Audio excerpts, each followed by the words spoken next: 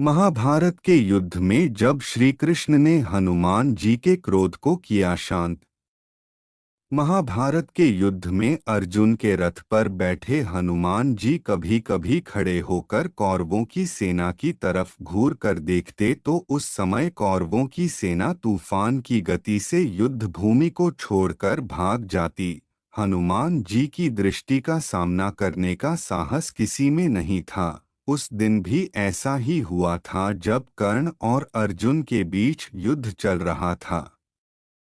कर्ण अर्जुन पर अत्यंत भयंकर बाणों की वर्षा किए जा रहा था।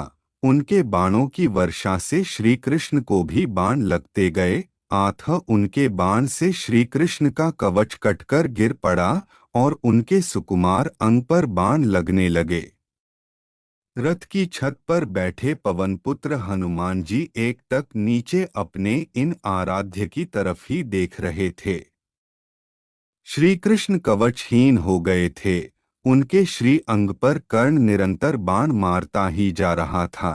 हनुमान जी से यह सहन नहीं हुआ। अकस्मात वे उग्रतर गर्जना करके दोनों हाथ उठाकर कर्ण को मार देने के लिए उठ खड़े हुए। हनुमान जी की भयंकर गर्जना से ऐसा लगा मानो ब्रह्मांड फट गया हो।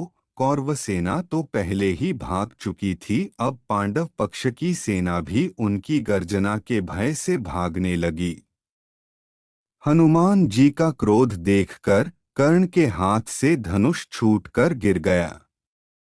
भगवान श्री कृष्ण ने तत्काल उठकर अपना दक्षिण हस्त उठाया और हनुमान जी को स्पर्श करके सावधान किया, रुको, तुम्हारे क्रोध करने का समय नहीं है। श्री कृष्ण के स्पर्श से हनुमान जी रुक तो गए, किंतु उनकी पूंछ खड़ी होकर आकाश में हिल रही थी। उनके दोनों हाथों की मुट्ठियां बंद थीं। वे दांत कटकटा रहे थे और आग्नेय नेत्रों से कर्ण को घूर रहे थे। हनुमान जी का क्रोध देखकर कर्ण और उनके सारथी कांपने लगे। हनुमान जी का क्रोध शांत न होते देखकर श्री कृष्ण ने कड़े स्वर में कहा, हनुमान मेरी ओर देखो, अगर तुम इस प्रकार कर्ण की ओर कुछ क्षण और देखोगे तो कर्ण तुम्हारी दृष्टि से ही मर जाएगा। यह त्रेतायुग नहीं है।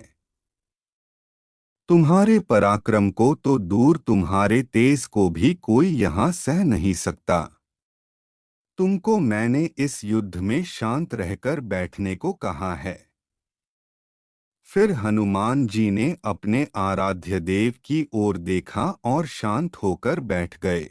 अगर आपको हमारी वीडियो अच्छी लगी हो तो वीडियो को लाइक करिए और इसी तरह की वीडियो देखने के लिए हमारे चैनल को सब्सक्राइब करिए। धन्यवाद।